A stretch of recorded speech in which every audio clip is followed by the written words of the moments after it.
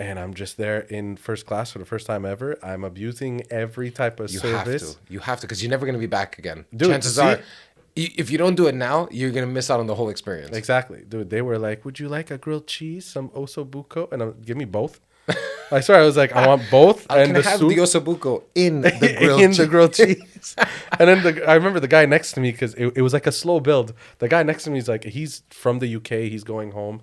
He's like, "I'll have some sparkling wine." That's what he says. I was like, I'll have that too.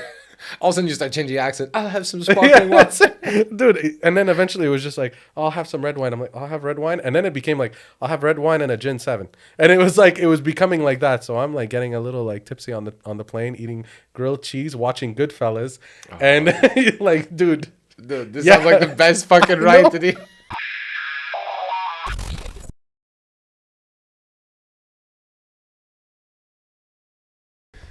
Luca, Yes, sir. part 2. Part 2. So you're officially the first guest now that has been on the second time. I love it. I was talking about that with my girlfriend, actually. I said, it's fucking fun that there's actually someone that wants to come back. I'm down. I told you I'll be what's the guy on Joe Rogan there? The The big guy. He always always been comes there like back. 10 times or I something. know. He always comes back, and it's always amazing. But it's funny because, when I think about the last time you were on, there was a lot of shit happening. But then since then, it's just been... Dude, I think it was like 2 weeks later, shit just blew up. Yeah, what happened? I have no clue. It was, well, let's say, okay, there was Corneille that hit me up first to do a whole album. It was like a remix of all his old classics. No, classics that he thought were like bangers, but then they didn't do as well as he thought they would. So he was like, let's reproduce them, like from back in the day. And I How was was that? Like, kind of going back into songs that someone already had, like, dude, an idea of what they wanted to sound like, and now completely, like, completely reproducing them like a brand new song? Or I put myself in the mind state of so like you hear those Elton John remixes. I think it's gonna be, and I'm like, shit. Like, just put myself in that mind state and like grab the original vocals and like try to make them like stretch them, speed them up, slow them down to whatever he wanted. He was like, make this one in more like Afrobeat. Okay. Okay, Let's do it. try Let's try it out. Let's see what happens. And it was cool. It was like a really cool time. And was it the first time you worked with Corneille? No, we've worked on a few little singles here and there for other people, and I would always bug him. I'd be like, dude, when are we doing some Corneille stuff? He's like, that's coming, man. It's coming, man. Because he trusts his other producer, which is like, I totally understand, But as he would see me work, he's like, okay, maybe we should try some stuff together. I was like, all right, let's go. And so how did that, like, just now, because Corneille, like, dude, in Quebec, that's a big name in Quebec. In France, it's even bigger. Yeah, I don't know. He's like the Drake in France. Like, Oh, yeah. He's nuts. I would get people DMing me from France telling me like, dude, oh my God, t'es chasseur, like all these things. Like, what? Okay. Cool. What? Yeah, because I'd be like, all right, cool. Like, I listened to Corneille when I was a kid because my sister went to French high school and she would listen to Corneille with her friends. And I was like, oh, shit, this guy's actually really good. So did your sister call you and say, hey... She freaked out. Yeah. She freaked out. Did you actually get her to meet him or anything? No, I wish, though. It'd be so chill. How could you do that? I know. I don't know how. I don't want to be like... I always like just hope bring your that she sister pretend- FaceTimes me You in a just sesh. Bring your sister in and like pretend like she's a worker. Oh my God. Can And you just like imagine? she hangs out just in the back and... She would freak out. Already my girlfriend freaked out when we saw Corneille together, and she was like, he touched my arm. I was like, you good? Is that all he touched? Exactly. I'm like, are you okay? You okay? Did you do anything else? Tell me what's it. Oh my God. She And was losing her so, mind. how is that, like, the whole experience now working with an artist that's like super well established? Because you've worked with other artists too, but Yeah. Corneille was, I feel like, another big house name. Yeah, exactly. I don't know. It was just, can't even explain it, man. It was just like, first of all, you're shaking throughout the first sessions until you start developing a relationship with them where you're like, we can talk like just like how me and you talk. Yeah. That's where it's at now, where you're like totally chill, talk about girls, talk about past experiences. Just, it's funny. It's funny because you're like, you always forget that there's still like a regular person. Exactly. Like ultimately, like the guy is gonna go to bed the same way. Like he's gonna hang out. Like he has his friends, the same shit. Like you, funny stories. But for some reason, when you It's just, you have like this, like you feel like there's a distance at the beginning when you like even in business, sometimes like people are like, oh, if they talk to like an executive person at a business, they feel like, oh my God, it's like a completely different world. But they still go to bed the same way. They eat the same way. Like maybe more expensive food. Maybe more expensive food. But what's funny is that what was it? Recently, we had to cut like an extra vocal on something, and my studio wasn't available. So I'm like, shit, I'm at home and I have a setup at home. So I'm like, listen, man. I texted him. I'm like, if you want to come over? He's like, where do you live? I sent him my address. He's like, dude, you're 15 minutes away from me. I'm like, No way. what? So I'm like, okay. He's like, this is perfect. I'm like, okay, come over. And we have the session at my house in my basement. My girlfriend's not home yet. She would have lost her mind. And Did you clean the house? No, well, she was freaking out like that. She was like, hey, make sure it's clean. No, no, no, no. Eventually, we both get hungry, and it's Monday. And I'm like, and you'll understand why it's Monday. So I went, well, I have leftover lasagna from my dad, like fresh Italian lasagna, like that in my fridge. He's like, interesting. Okay, I'll have your dad's lasagna. He sits down. He's losing his mind. He's like, this is like really Italian lasagna. This is insane. I'm like, yeah, my dad made it fresh. He's like, oh my God. And so in my mind, I'm like, I'm literally eating lasagna with Corneille, my dad's lasagna. Like I was freaking out. In that moment, I'm like, this is hilarious. There's like, so much Italian in that moment. Oh, yeah, yeah, You're yeah. like, how do I bring up that I'll always have some sort of leftover of like some sort of pasta leftover somewhere and make it like a lasagna from a Sunday lunch, probably with the family. Doesn't make sense. It's crazy. So now with Corneille, and then what was kind of like the next, because there was a few things that happened after Corneille too. After Corneille, I think it was Marie Mai that happened right away after. It was during. I did both at the same time. Oh shit. Yeah, so that. How did you balance that? I don't know how I did, but it was hard. It was very hard.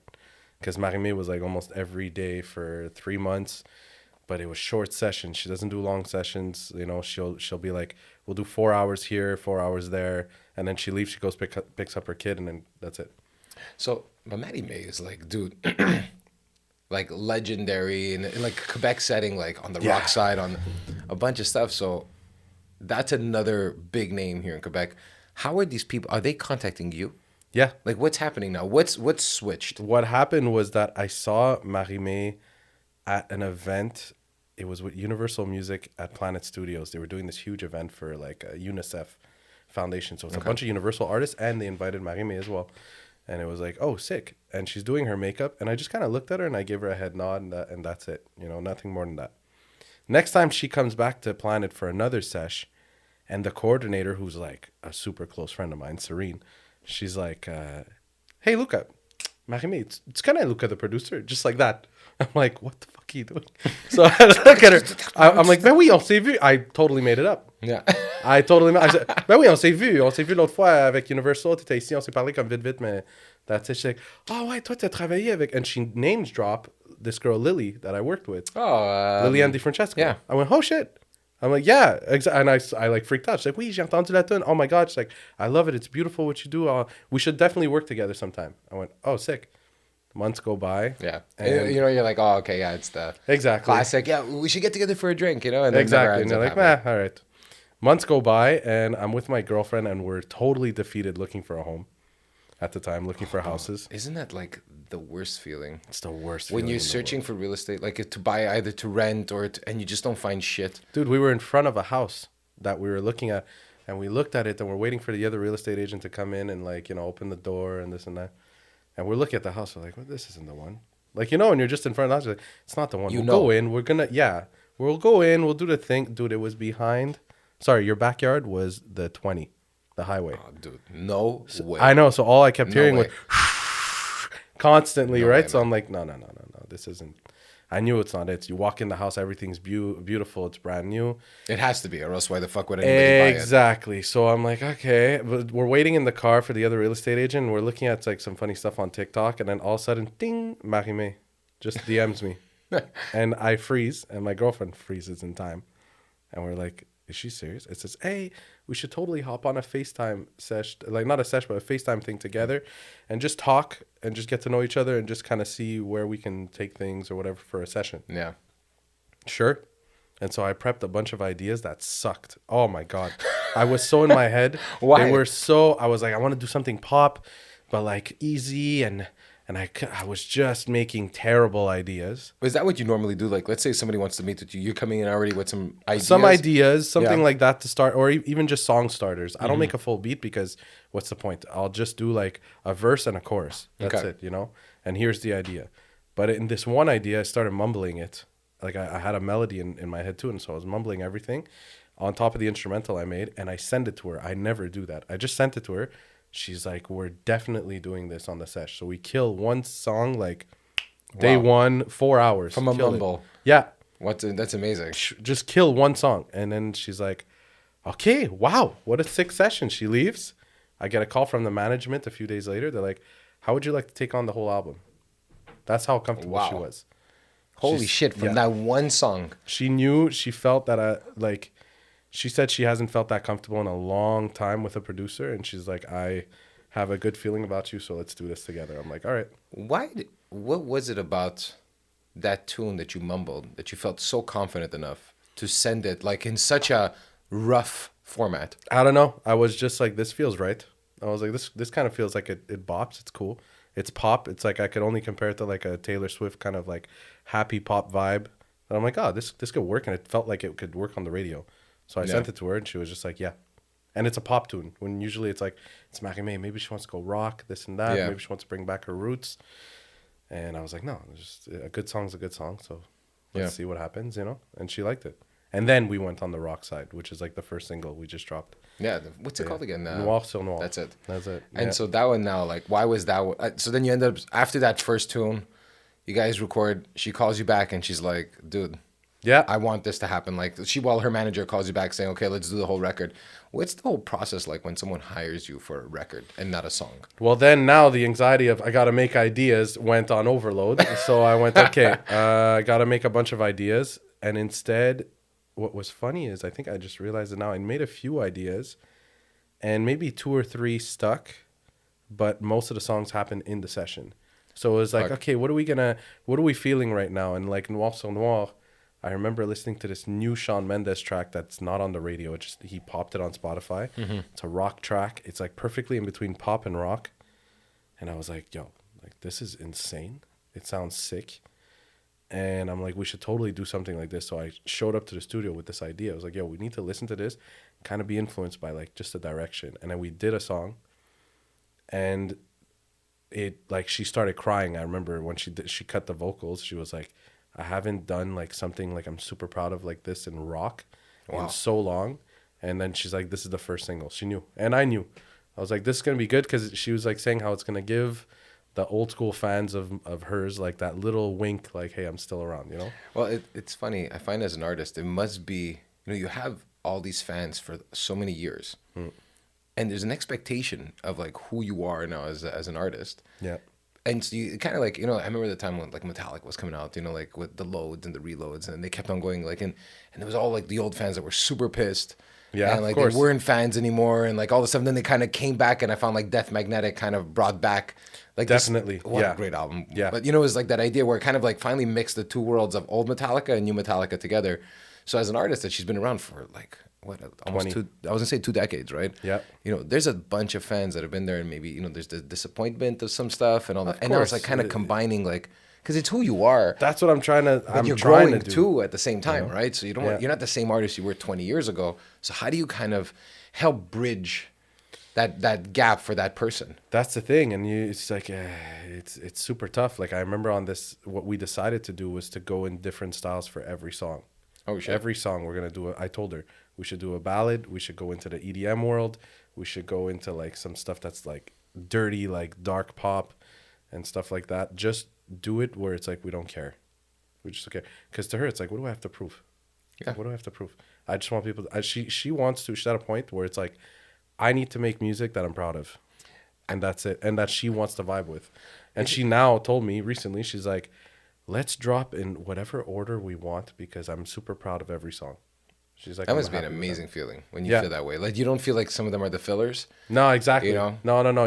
We're actually super proud of every one of them, and it's like, all right, let's go. And whatever happens to them happens. Like, what was cool is that Noir sur Noir went on the radio, and so it's spinning. And then the second week, they hit me up. They're like, dude, it's number 14. They're like, Sidzu, we don't see this, that we're just like jumps up that fast. You know? Wow. And I was like, okay, sick. So I'm hoping for the best. With it, with all that there. But yeah. So now as a producer on there's the side of like her feeling of like finding kind of herself back in a sense where she's kind of reconnecting an old world, new world. Yeah. For you as a producer, how do you feel when you have an artist that's telling you this stuff? Like, how are you reacting to all this? Dude, what's funny is to me, I don't even see I'm reconnecting with this and that, and like I've never done this type of style before, this and that. I'm not seeing that because I never listened to her, and I told her. Was Straight. that an I'm like, advantage or a oh, I was disadvantage? terrified when I told her. I'm like, look, she'd be like, oh, it's kind of like that song I have, and then she'll say the song title up there, like, Oh, yeah, I'll be right back. no, it's true. Like, yeah. It's a lot like that. And then eventually, I'm like, yo, I've never listened to your stuff except for like the hits that you hear like all the time, but I've never really listened to your albums and stuff like that, you know. And she's like, good. I was about to say, was she happy about that? She Like, was so happy. She's like, good, you're not supposed to. Like, it's better that you don't know what I sound like so that you don't start making things that are like Marie Mai. yeah, because then And you I kind went of like maybe pigeonhole yourself Exactly. on the sound. Oh, well, this is what you usually like, so let me bring in this. Or the opposite, where it's like, I shouldn't do this because it's so not Marie Mai. Mm-hmm. As opposed to me going like, the way I'm thinking, it's like, Julia Michaels has this song that's like that. How would Marie Mai sound on that? So I would like kind of do that kind of mentality, you know? And it's like, it's easier than to just be like, do something. It's like, yo, this is not her at all. I don't know. I don't know what she is. To me, it's like a new client. Yeah, it's a new artist for you Yeah. at this point. So I'm just vibing. So now, what are you doing with like, let's say as an example, so Marie Mai, the album's out, Corneille, there was all that stuff that was coming out. I know you're working on a ton of projects. Every time I see you post, it's either some sort of award that you're going to, Award show, you're, yeah. or you're going to like there's a new song that's on the radio. Like every fucking week, it's crazy. It's nuts. It's been crazy. But right now, it's like I'm still mixing Marie Mai. Like, I'm super picky. Okay. So like I'm in the mixing phase of things, and I'm like, just like the prods are done, everything's cool. I just can't hear it anymore. After a while, where you're like, Dude, I can't even your imagine. ear is just like, dude, I've done so many versions of every song that I can't hear it. Like, so I asked the owner of Planet to help me out on the mixes. I was like, dude, we have to do this together. I was being too cocky. Yeah. Like, I'll mix everything, I'll produce it, I'll record it. After a while, you don't hear it.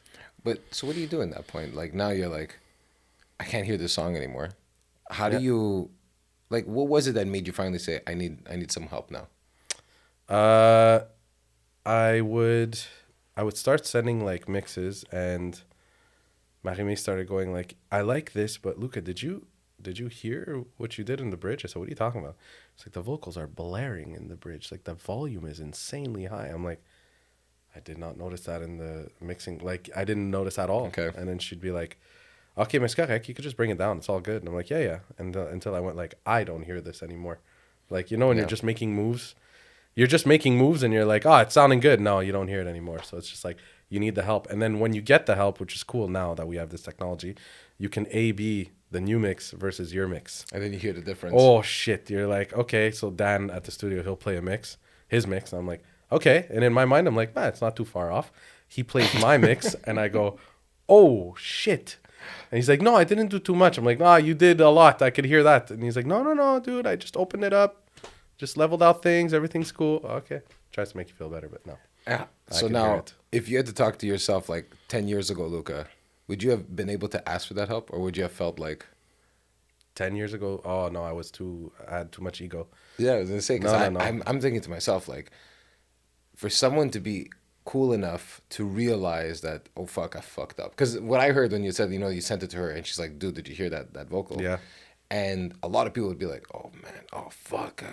Terrified again to, like, do it a mistake and all. And you're kind of like, no, let me go get some help. Exactly. No. I was like, I think at this point now where I'm at in my career, I'm just like, she trusts me so much, and she's had nothing but good reactions on the other songs that one little mistake doesn't matter. But that, and also just the idea of, like, being able to kind of say, maybe I'm listening to this too much. Oh, yeah. Like, when did you notice in your career that you can recognize that you need help? This project? Yeah. This project for sure. This is the this one? This is the one. Yeah. I went like, I like to collab. Especially like in the production side of things.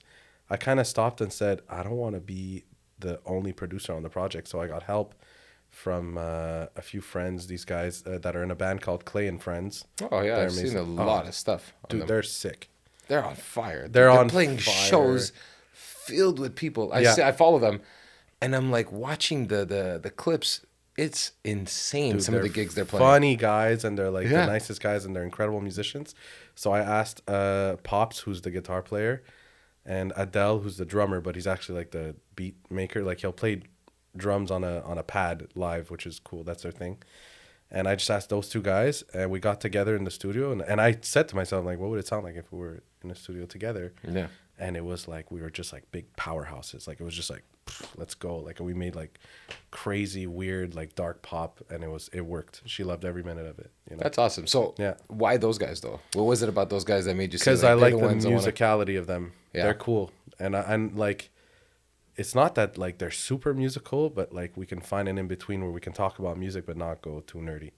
Well, you know what's funny? When I follow them online and I watch some of the stuff, I love even like the content. Like the content is good. Yeah. The songs are good.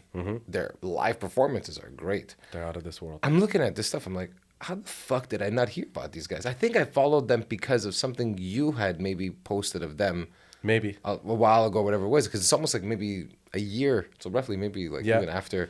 So that means I speaking to probably you. filmed them at the Jazz Fest because, dude, it was crazy. It was like, I don't remember what it was, but then I was like, instantly, I have to follow these guys. Yeah. And I'm watching like all the shit that they're doing. I'm like, where the fuck? I don't hear them on the radio. They're on the radio. They're on the Yeah, radio. like, On but French radio, okay, they're on maybe there. I'm not listening enough to French That's radio. it, yeah. But I'm like, who the fuck are these guys? But every time I've watched anything from them, it's been amazing. Me, it's like I started off knowing the guitar player of the band because he collabs with Banks and Ranks a lot. And like they're like huge producers, right? Banks and Ranks in Canada and actually don't know in the UK as well. I don't And, know. Like, so Banks and Ranks, I don't know. You never no? Okay, so these guys have taken over the radio.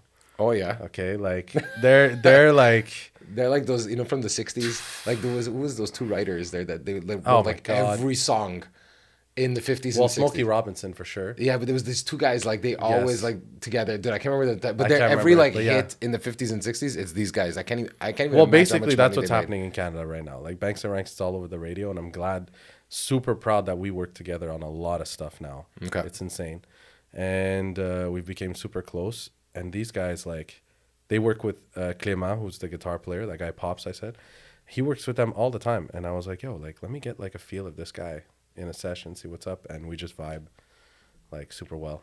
And so even like these guys now that you're working with, you collabed with Banks and Ranks. Yeah. When you're working with guys, let's say that are constantly making hits, like what are you walking in with? Like in a sense of, do you feel like, Intimidated? Yeah, intimidated by Dude, it. Like, the first few sessions with them, I was terrified. They'd be like, Luca, like, since we were just like getting to know each other, they don't let you touch the computer, which it's like, thank God, because I don't want to like start the please, idea. I don't want this pressure. That's it. Like, I didn't want to like almost start the idea, but it actually, they want that flavor from me, but not touch the computer. It's more like, okay, Luca, grab the guitar and let's check out a few chords, like play a few riffs or whatever. And naturally, when I play riffs, I'll start humming top lines, like melodies. Mm-hmm. And then they're just like, oh, yo, what's that? And then it's like, okay, we start working from there. It's like, I'll just do like a little chord riff. We record it. Perfect. They loop it and they start slapping on their drums and everything starts coming together. And then we stay in studio sessions from, like, if it starts at 10, we're leaving at 9 at night. 10. Yeah, it's like a 10 to 10 thing. Dude, yeah, it's so crazy when I think about it because I remember like being back in a band day, in the band days, and it's kind of like you sit down in a room, but you're friends, right? You know each other, you're playing, and Yeah. there's always some stupidity that's happening or whatever, and then you finally maybe finish writing a song by the Yeah. end of the day. But this for you guys is different. It's like you're walking in and it's like, We need to make a song. we need to make a song. We need to make a song and non-stop. Like, there's a track we're doing that's coming out with this kid, Johnny Orlando. He's, like, huge. Like, and I'm so excited because it's coming out in April. And we did this track, and it was essentially for this other artist, Preston. Okay. This guy, Preston. And he was tracking the vocal. He was there that day. We all wrote it together. And then eventually he wasn't feeling it. At the end of the song, we were, like, kind of defeated. There was missing a verse. There was missing a pre-chorus. We did, like, a 10 to 10. We were, like, stressing out. And they just sent it off to some writers that, like, just had a different feel and went, oh, no, we got it. They unlocked it. It was like, and when I heard it, I'm like, oh, my God. It was, like, so easy but effective. When I hear that, it's funny because, my concept when I was younger about like music was you were the one that wrote it, you were the one that performed it. It was very kind of like singular. Yeah, but it's You because know? we didn't know. We didn't also. know, you know what I mean? But that's what I'm saying. When I Like- hear all these things, I'm like, I never thought of collabs. When I was in a band, like, fuck, how are we gonna collab anyways? I know. Like, technology just wasn't the Well, same. especially in bands, we were all rivals in Yeah. Montreal. Everyone's like, I don't care about those guys at that jam space. Yeah. In And RDP at the end. fuck them. They Yeah, suck fuck those anyways. What guys. do I they hate know? those guys. And now Yeah. we're all friends. And, and everyone Doesn't knows make sense. everyone somehow, but everyone Yeah. evenly hated each other. Oh yeah. It was like, no, I'm not chilling with them. But like the concept of it, when I hear it, is it seems like it's such I find with technology, it's like it's almost made collaborating necessary. Yeah. You know, and so when I hear these stories, I think it's such a like this song that could have died on the spot somewhere, in like 10 years ago, But we 15 years knew. ago. But Yeah. you knew it was like, okay, we're kind of stuck. This guy doesn't want this song, or it's not vibing for him. Let me send it to these guys, and then boom, they turn it into something completely different. It's crazy. Yeah. So like, and then how are you part of that now? Like Well, as a producer, I'm a writer on you're it. still a writer on it. Okay. Yeah, because I probably mumbled a top line that's the verse now or the chorus. I don't remember in that session. We were just there for so long that you end up forgetting, but that's what it was, you know? And that guitar part, the guitar part just like started the whole vibe. Like it started everything, so that's why you're a part of it, you know? You know, one thing I wanted to ask you, I don't think I asked you this on the last time you were here, was like when you look back now and seeing that like things are going well, like knock on brick, Knock on knock brick. on God, bricks. I thought this was wood. Yeah, I was like, here, wood, here. There you go. Yes. You know, like, what are things that you would tell a producer that would be starting off now? Like Get in seeing, rooms. I'd be like, get in the rooms, man. Like, don't stop. Don't be alone. That's what I would say. yeah, because it seems like anyone could be a producer in their house.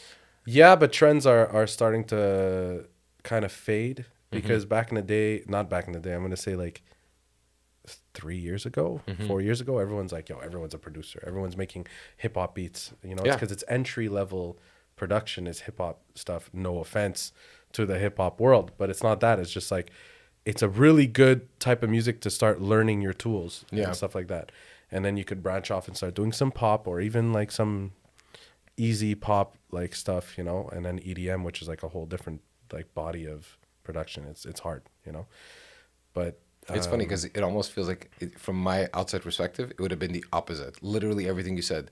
Because I find EDM, I'm like, okay, it's kind of a lot of similar feels. Like you could hear when the bass is going to drop. So I'm like, the structures are all the same. structures That's okay. Yeah. It's the production, the sounds. I was going to say, okay, Is really making all this stuff work together and make sure it hits the right way. And EDM just keeps evolving fast. So trends are like you could be working on a song and then you're done and then it just sounds like it was cool last year, but it's not the vibe right now. And you're like, oh shit, okay. Fuck. Now I have to change everything. You change the bass, change everything. So that's why it's tough. Like with hip hop, it's a little on the easier side to start really learning your tools and like how things work, you know?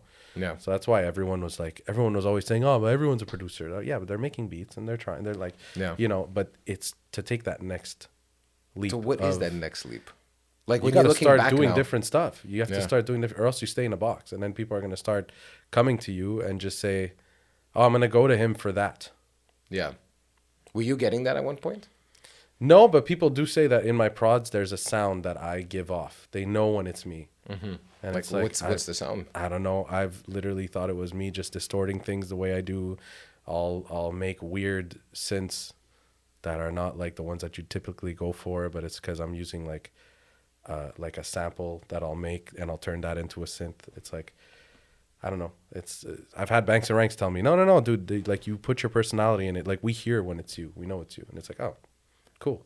And you're like, at the same time, is that good? No, they like it. That's why we work together. Like, you know, it's cool. But it's like, that's really what it is. But if I had to tell a producer, like someone coming up, I'd be like, dude, collab. Oh my God. Yeah. I missed out on so many years of getting better fast by not collabing. The only way I got better was because I met someone, actually, who's the coordinator at Planet Studios, Serene. She's a songwriter. And we would drill each other 4 times a week, dude. 4 times a week we'd see each other have 3 or 4 times a week of just songwriting. That's it. So I would produce like whatever style we're doing. She'd be like, let's do like a slow blues. See what the hell that sounds like. Dude, when I think of that, I'd be so intimidated. When I think about it now, like I remember once we got together maybe last year with some of the guys from like my old band. You know, I just said, oh, I'll get together, hang out, we'll do a jam or whatever. And just to even come up with an idea now. One thing that I noticed, it's like I go to like the go-to, like like a riff, Yeah. like whatever, think of a guitar riff, whatever. But I'm so tired of that. Like, Dude, it happens all the time. but I feel like my brain, I listen to a bunch of different music, all these Yeah. different things. But when it comes to creating, it's like I go back to a box of tools that I always kind of feel It's comfortable always like with. that. It's like when we're improvising on guitar, we go back to the freaking pentatonic scale Yeah, and we're dude, doing like our this thing. first go-to, it's Like, always first there. go-to. And then you might show up with some modes or whatever. And it's cool, but no, we're always going back to what feels comfortable. But it's like in any session when we're in a pop sesh, that fucking radio guitar always comes back. I always call it the radio guitar. Every song you hear on the radio has the same guitar sample. What do you mean? It'll Like- be just like a dum dum dum, dum dum dum dum, dum dum dum, Oh, dum that, dum dum that like dum. that staccato feel. The staccato feel, and they're always playing the same position on whatever chords it'll be. You'll hear it. It's like, oh, okay, I've heard that before. But then people write a song on it, and we don't care about what the guitar sounds like Yeah. anymore. We try to avoid all that stuff in sessions all the time Yeah. because it kills the vibe. It's like, oh, okay, it's easy, But that's why you listen to a bunch of music in the sesh. In the sesh, we do that. It's funny. A friend of mine who was telling me, Dan Bano with the band National Gates, like they would. I remember I went to go hang out with them once at a chalet when they were doing like a big writing session, a Sick. weekend at the chalet, and they all brought in songs that like were inspiring. So like That's there the would be a best. random U2 song that would show up. Yeah. Then somebody would bring another track or whatever it was, and then it was like, okay, let's get in now, and now let's kind of like these are all the different styles that everyone's thinking of. How do we put this together now? And it was amazing. Like I remember just hanging out with the guys, and I was just like in the background and having a drink and just watching this happen. Yeah. And it's like, fuck, that's an amazing like way of. Dude, it's the best way. It's the best way. Like I said, yeah, you just put on Spotify in the sesh, and we'll be like, oh man, that's a really cool, like, I don't know. It's like, it could be a cool chorus melody. Sometimes what I've done, and so that I don't rip off melodies, because obviously that's illegal, I'll rip off rhythms. Yeah. I'll be like, oh Because my you can't God. really that- like. What's the deal with rhythms? Like Rhythms, you can't you- steal that. It's a rhythm. Yeah, it's exactly. I was just gonna say that, like, because I remember hearing there was some artists that were trying to like sue other artists on more in a chord progression or like on a rhythm idea. I don't remember Yeah, it hearing was like Robin Thicke. It Yes. was the whole stupid loop of like Marvin Gaye. Yeah. They're getting sued, which I still think to this day it was ridiculous. You can't. But what They was won that. I was gonna say who won that one in the end? It was Marvin Gaye's team. They sued them hard. Yeah, because it was a Killed big them. fucking like it destroyed all the money that he ever Yeah, made on exactly. that song is gone. It's gone. So it's like, really? It was just like a bongo loop or something. And But then it did you sound hear fucking similar though. yeah, it super really similar, but sounded it's, similar. But then what do we say about like that like you've seen it for sure, the documentary of James Brown's drummer. No, I didn't see that. Oh, dude, the funky drummer riff is found on a bunch of '90s hip hop samples. Oh, yeah. So the guys were looping the funky drummer like drum loop, Yeah. and then they were just looping that and putting a song on top, and that's all it is. So we can say the same thing about that. It's like, dude, they just stole Yeah. his groove and put it everywhere, and they didn't credit him. It's crazy because you know all these things. I can imagine how many like if you're that drummer. Yeah. And if you're around, obviously, to still hear, you must be buzzing, though. Yeah. But you must be so pissed as an He artist. He did. They interviewed him. Okay. Yeah, he was like, "No, I've never been credited. I've heard that loop many times, and my I've fought for it. The burn. Never credited because you cannot copyright a drum loop. You can't. Shit. It's rhythm. I don't know if they should. I don't know because then you just like get in a box. I was about to say that if you You're would fucked. copyright that, like, there's only so many chords. And not Exactly. that there's only so many rhythms, but, dude, that's heavy. Like, if you could start saying, like, this rhythm is this person, someone owns a rhythm. Exactly. How the fuck can you ever make anything similar? How could you be? But this is the part that I always found funny with music. Music ultimately is you're taking someone you really like or a bunch of artists you really like, Mm-hmm. you somehow copy, and then you throw your twist on it, and then it's like a new version of whatever this style is going to be. It's Exactly. ultimately always that. It's like a reproduction of somebody, a few other artists, and the soup is like a fucking salad or it's a salad of different like flavors, and Yeah. boom, this is Luca now.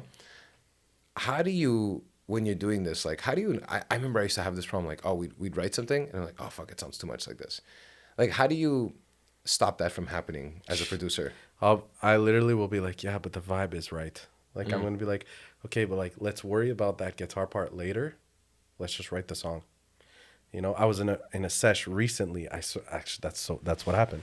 It was with Banks and Ranks, and I literally played a guitar part, and the artist in the room went, "That's fire. Let's go. Put that down." And I whispered to the guy in Bankstonex, I'm like, bro, like, it sounds too typical, man. I want to go over the guitars and maybe. And he just looked at me. He's like, no. Leave it like this. Let's wait to hear what he's gonna sing and what's gonna happen, because you can't polish a turd. So let it be. Yeah. And I was like, you're absolutely right. Keep the vibe going. Like, it's okay. Because then once the song's done, I can go tweak a guitar. Yeah. It'll take me 2 seconds. But it's also, you could be kind of like stopping the process. You know? I'm going to start figuring out, no, hold on, wait. No, it's like, it's like, dude, no. The guy's like, that's good now. Let's roll on that. How do you shift your ego to the side for a second to say, like, because you're not a fan of this, and now you're going to be building, like, that's like the foundational piece of a song. The only way I shift my ego is because the artist is encouraging me. Okay. The artist is going, like, I like this. And you're like, all right. For real? Yeah, you just go, sure, okay, cool. So then I'm going to try to find, like, different ways to make that sound cool. Maybe I'll pitch the guitar down a whole octave, and it gives, like, a weird sound. But you're like, this is now even cooler. And the artist will probably say, like, yo, yeah, let's do that. Okay, sick. And you continue. Reverse the guitar, make weird shit happen in the prod, and, like, okay, we got something. So now so Marie Mai is done, Corneille is done. Is there another artist that you could talk about right now? That you're working on, like a big project or anything that you're super excited about? Yeah, there's a guy so I went to the UK recently. Oh, yeah? And I saw some stuff that you had posted. Yeah, and I was developing this kid named Cassidy. He's amazing. He's like a really cool friend too. And we're just developing him, me and Banks and Ranks together, and working on his career as much as we can, and that's it. How was the trip to the UK? First time ever in Europe, bro. No. Yeah. That's your first time ever in Europe? First time in Europe. I've never even been to the motherland. No. To Italy. No. Dude, you've never... Okay, hold on a second. Why? Go back. Like, what was the reason for not going to Europe at all up to now? Never had a reason to go, instead of, like, people say, oh, you got to travel. None of my friends wanted to travel. We're in bands. We stay here. We're doing band practice. Shut the fuck up. You know what I mean? It's like, dude, what do you want to go find yourself? You know what I mean? So it was a lot of that. Yeah. I found you. Exactly. That's how I grew up with my friends. Like, oh, look at you. You want to go travel. Why? It's so funny, dude. When we're I know. Like, what do you need to go there to figure shit out? You're here. Figure it out. And then when I saw that sketch from Maniscalco, I said, oh, my God. Yeah. It's the exact same conversation. But his sketch is more like it's his parents. Yeah. And it's like my best friend telling me, like, what are you doing? He's like, dude, why are you wasting time? Exactly. Go practice that pentatonic scale and get the fuck back here. Dude, we're supposed to be rock stars. What are you doing? You're going to waste a month of your life. You're going to go to Italy. What are you going to do? Oh, I see nice structures. Like, I swear it was that. It was like a lot of that. And then all of a sudden you go and you're like, what? Oh, dude, when I went to the UK, just like, first of all, I'm alone. I was there because I was going to meet them. So I'm alone, like, landing in the UK. Is that your first like solo trip completely? Yeah. How was it? It was nuts. The way there was crazy. You wouldn't even believe it. I get to the airport. My buddy puts me on, like, his buddy list at Transat. He's like, hey, I'll put you on my buddy list. I said, oh, okay, cool. I get there. He's there. And he's like, dude, we're going to just go and see if we can upgrade you. I'm like, yeah, no problem. Let's go. He upgrades me to first class. Oh, dude, now I look at him. I said, fucked. You're never going to be able to travel again. Yeah, I know. I'm like, why did you do this? He's like, because there was a spot. The plane's like practically empty, so you might as well go. Like, okay. I get upgraded, and I'm just there in first class for the first time ever. I'm abusing every type of service. You have to, because you're never going to be back again. Dude, chances are, if you don't do it now, you're going to miss out on the whole experience. Exactly. Dude, they were like, would you like a grilled cheese, some osso bucco? And give me both. I swear, I was like, I want both. And the have soup the osso bucco in the grilled cheese. And then I remember the guy next to me, because it was like a slow build. The guy next to me is like, he's from the UK. He's going home. He's like, I'll have some sparkling wine. That's what he says. I was like, I'll have that too. All of a sudden you start changing your accent. I'll have some sparkling wine. Dude, and then eventually it was just like, I'll have some red wine. I'm like, I'll have red wine. And then it became like, I'll have red wine and a gin 7. And it was like, it was becoming like that. So I'm like getting a little like tipsy on the plane, eating grilled cheese, watching Goodfellas. And like, dude, this sounds like the best fucking ride today. So we land. I actually got to like pass out because they all say you have to, right? Yeah. I land. Everything's super chill, but I'm lost because I have no clue where to go. And I have my directions, obviously. Yeah. But you have to take a train that brings you to another wing of the airport. Oh, the terminals and all that shit. Yeah. So I'm totally lost. Where did you end up landing? In Heathrow or? It was Gatwick. Okay, Gatwick. Yeah. So I'm further away from London. No. So I'm totally lost. I have to take this train that brings you all the way to London and then figure out where to go. And then it's like, London's fucking beautiful, dude. I I know. love London. It's incredible. And What the a people, beautiful city. the music scene. I met like people that have worked with Louis Capaldi that wrote his hits. Shit. Like, it wasn't normal. Did it kind of like, what does a trip like that do for you? It shifted everything for me. Yeah. Because I remember LA They was a warned big me. one for you. But yeah, of course. That one, like, okay, I don't want to shit on LA, but it confirmed to me that LA is not for me. Like, I was just like, I can't go back. I don't like LA it. is a funny city. Yeah. You know, I was just there recently too, and there's something about LA that is like opportunity, but like fake at the same. Yeah. Like, and it's not to shit on LA. It's like I don't know. There's something about LA that I like, but I don't think I could. I don't know if I could live in LA. No, that's or it. like be in LA. I feel like there's a constant need for like being cool. That's all it is. Yeah. It's just like that constant. You're cool. You're cool. You're cool. It's not about like what you're doing. It's about just being cool. Exactly. And there's like, I have buddies that are from here that I went to school with in Vanier here that are producers in LA now and that won a Grammy recently for the Barbie movie.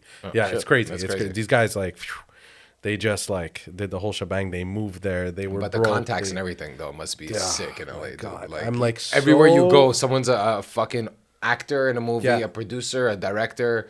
There's everyone literally. You go in a restaurant, you have half the fucking restaurant could probably get you connected at, Oh, yeah. at a record label. Oh yeah, no, it's insane. I'm just like, it's just not for me. I don't know why. When I went that one time, I went, okay, I get it, Yeah, but I'm not. it's just not your vibe. It's not my vibe. I could have experienced more. Like, I think when I went, I got like more of the urban scene more because I was hanging out with like a bunch of beat makers, did a lot of big things and this and that. But it wasn't for me. I Yeah. was like, I can't stay up. Like, I can't start a session at 9 o'clock at night, stay up until 4 a.m. and then do that again the next day. I went, no. Yeah, Like, no. I like hey, show up at 10. Let's go. Show up 10 in the morning and we're there. Let's go. And like, we kill it. Apparently, that's the Nashville thing. I didn't know. oh yeah. Over there, they're very family oriented. Well, dude, it's country music, man. That's it. So Country them, doesn't it's fuck like, around. okay, I gotta 4 go to o'clock, they Nashville. go, I got to go home. Dude, Yeah. at Nashville, I have to go to Nashville. me too. once. I have I'm to. super I, down. I was supposed to go there. Like, I want to go for my 40th birthday with some buddies and just party in Nashville. Oh, dude. But I think like next year or something, like I got to do a trip down to Nashville. My and friends just- went recently. They loved it. It looks amazing. Apparently, every bar is playing music every night. Live music every night. single night. There's like that whole strip. Yeah. That is just absolutely insane. And they're working. These guys are working. Like, they're Yeah. getting paid good. And they're like, that's it. Pack up. Let's go. Next That's bar. it. Tomorrow's the next bar over there. And so for UK. So what was so different about the UK that scene you were UK saying? changes your whole... Banks, they actually warned me. They were like, when you get back to Montreal, man, tu vas être déprimé. That's it. Dude. Oh my God. I can't believe you said that is the perfect word. When I came back from London, I said, oh my God, Montreal is like missing something. Something. There's like, it's just, there's a vibe in that city. Yeah. That is absolutely like It's... amazing. You're alive, and it's not like New York. New York has its own vibe too. Yeah. LA, UK, like the London vibe is just fucking fantastic. To me, I was like, okay, I'm getting the same vibes as Montreal in the UK, but something's different that I really like. Yeah. And I couldn't put my hand on it. I'm like, this is like insane. Now that you're back, are you starting to see what that like what it is? Well, the in the difference, or- music side of things, I can see it's more on, and when I said it at the studio, they were like, you got it right on the nose. It's as if in Quebec, we're making a lot of music that's focused in Quebec, as opposed to writing songs that are very like global, that you can hear like, even down to the core of it, just the melody sounds like an international melody, or even in the lyrics and in the writing. In the UK, what I noticed with every sesh, every writer was like, that were from there, they were taking like a lot of ideas that are a little left field and then molding it to make it work into like a ballad or like a nice pop tune, you know? And you're like, what the hell? Okay, that was insane. Like, you listen to a Luis Capaldi tune, you understand it. You're like, oh, okay, I see what they did there. Like, Yeah. that's a heavy lyric. It's like, where did that pop out of, you know? It's like, I don't know how to explain it. Like Luis Capaldi when he says, and the day bleeds into nightfall in that big song. And now the day bleeds into nightfall. Bro, heavy lyric. The day Yeah. bleeds into nightfall and you're not here to get me through it all. I was like, okay, wow. Heavy Yeah, ass that's lyrics. some nice lyrics. And it's just that sometimes I would find that's the difference I would see is like in the writing, you're like, oh man, people really think they go there in the writing Yeah. process. It's how they're writing the tune. So do you think that's a cultural thing, or do you think it's I have no clue, bro. it's like sometimes you go to other places and you realize that there's a level now that's just a next level of like professionalism. Like it's like, and Yeah. sometimes it's a cultural thing. Like I find like when you were saying, I remember the first time that when you went to LA, you had realized like, oh, like there's another Yeah. level here.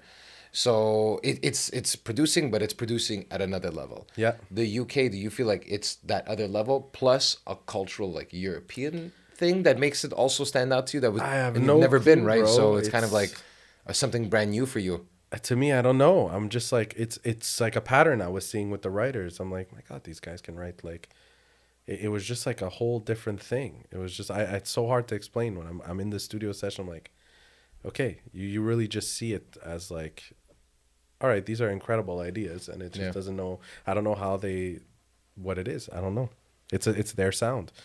Then you start kind of going back, and you're like, shit, like okay, there's like some like heavy songs come out of the UK all the time, like really international, just like rip your heart out. Some of my favorite artists, like when I look back now, like almost all my favorite artists Mm-hmm. tend to be usually like a British vibe or UK European Yeah, idea to it. And then there's obviously the bigger bands that I also love too from the US, of course. some from Canada, But they were I would, influenced a lot. Oh no, sorry, it was the opposite, right? The UK was influenced by the US yeah, a it's like lot. this weird thing. Yeah. Like they were all influenced in like the 50s, 60s, and then all of a sudden it was just like UK Switch. dominance to Yeah. like the 80s, and then all of a sudden like it kind of switched back and forth. But dude, like when I look at all my collections of all this stuff, like I look at them, saying probably 70% of it is UK based. You know what I mean? Insane. And for me, I remember when I went to London, I just loved like going to like Electric Ladyland and like it was Never sorry even got to go, man. Abbey Road and all that Yeah. stuff. And I remember I was just walking. I'm like, oh man, like I'm such a huge Beatles fan and everything. Like just walking through that and there's this punk vibe I find that I really liked in London. Like you could walk the street, there's like this dirtiness. Dude, okay, yes. I Fuck went this. to a pub, and that's where I felt that Oh, man, I exact loved it. thing. For some reason, first of all, we go to this pub, and in my head, all I kept hearing was, I don't know if you ever heard of Flogging Molly, the Irish punk band. Like, okay, dude, I have to show you this stuff. It's ridiculous. Yeah, send it over. It's like you just want to drink beer when you hear this stuff. It's amazing. There's a vibe, dude. There's a like, vibe. Yeah. And it's just walking down like the dirty, like we went into like some dirty spots. Yeah.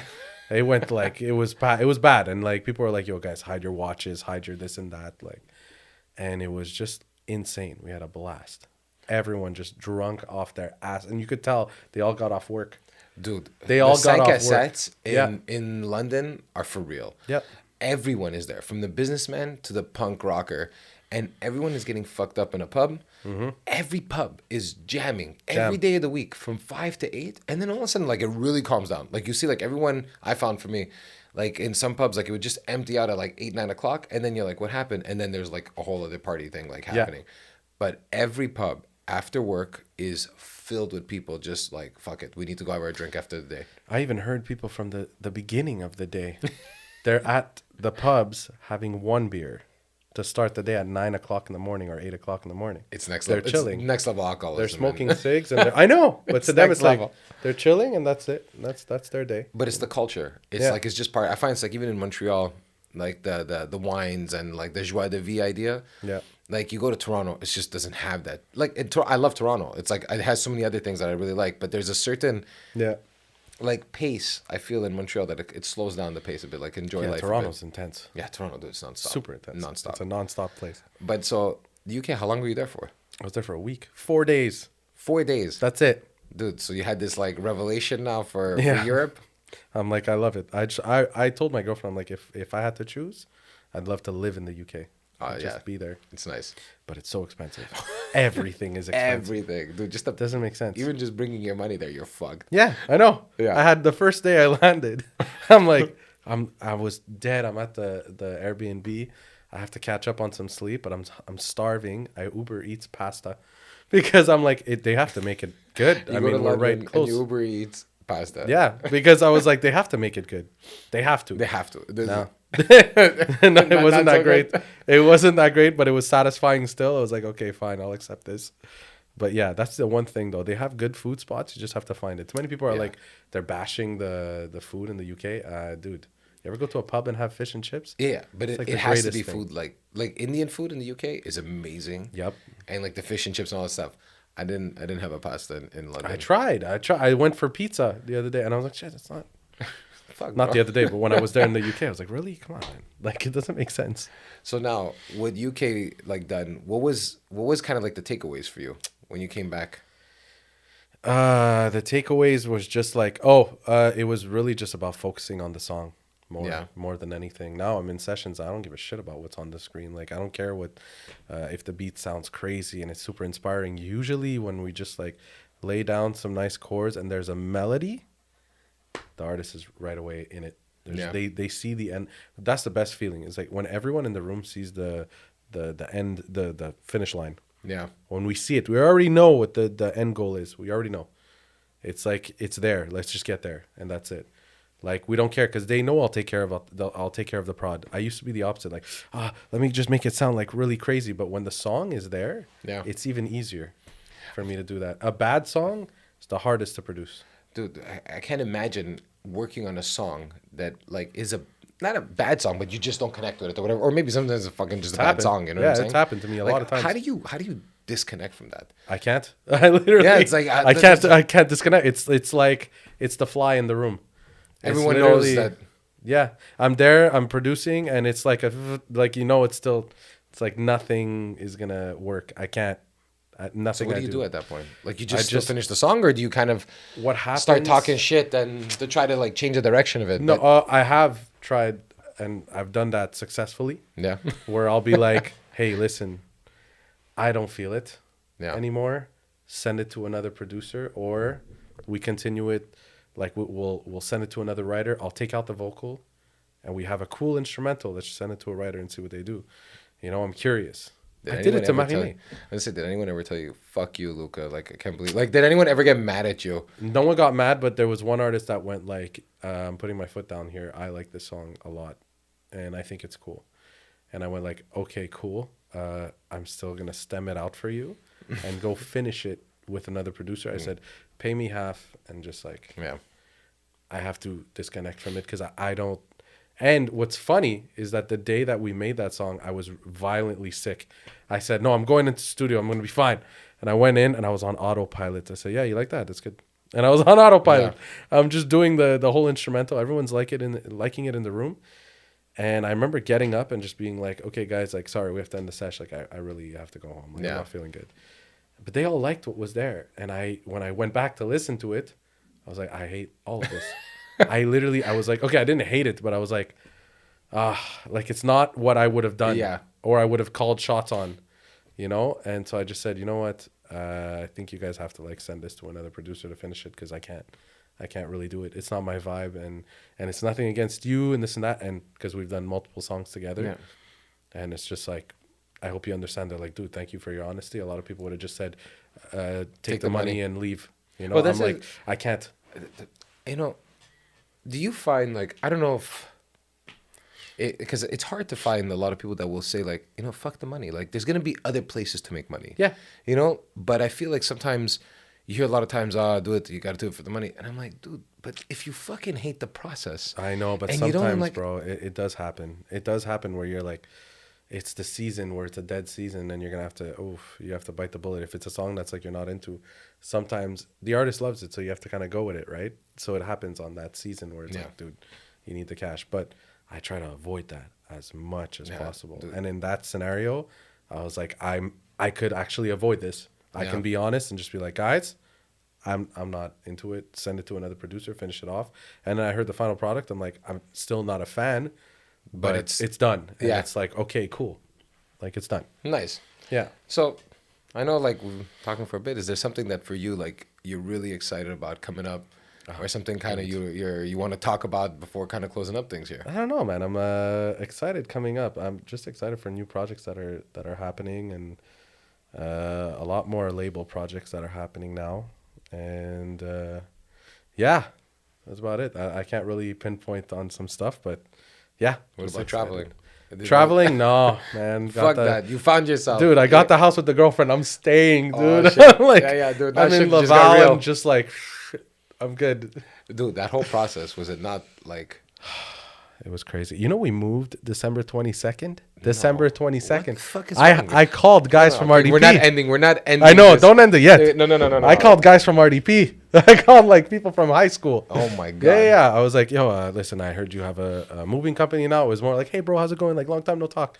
Heard you have a moving company. I need a moving company. Yeah. It's like, oh, yeah, of course. Okay, when? December 22nd. He's like, Can't do it, bro.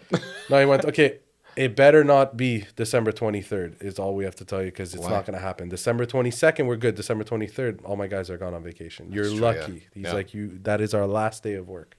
I said, perfect. Let's do it. And we moved. God. And it was luckily no snowstorm that day, nothing. It was clear skies. Moved everything. These guys were beasts. They moved everything in the right spots. We're like, hey, perfect. And you're lucky. Yeah. You're lucky because the story usually doesn't end that way. No, we had a blast. It was perfect. No, man. Everything was like spick and span, good to go. No surprises. Everything was great. Big cash. Big cash. Take some cash. Here you go. That's it.